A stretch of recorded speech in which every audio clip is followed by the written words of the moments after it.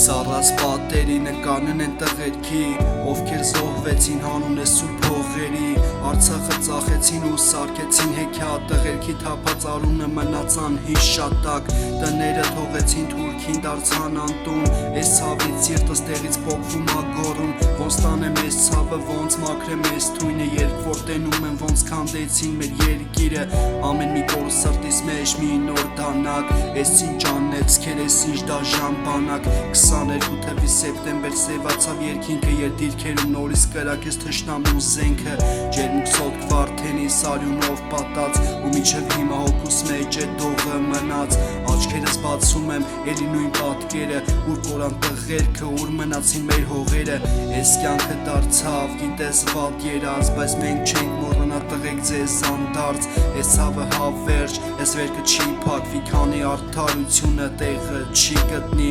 արյունով ներկվեց անառիկ սահմանը, ուրել էդ պային աշխարհի կուրացած դիվանը, խլեցին տունդ, խլեցին պատմությունդ, բայց պատմության մեջ չջնջվեց տղերքի կռիվը, տղերքը գնացին առանց վախի հետ նայելու, հանում ես հողերի իրենց թանկ կյանքերը տալու, մայրերի աչքերից այս արցունքը չի անցնում, ասկսիր իսկական հերոսներին չի մոռանում,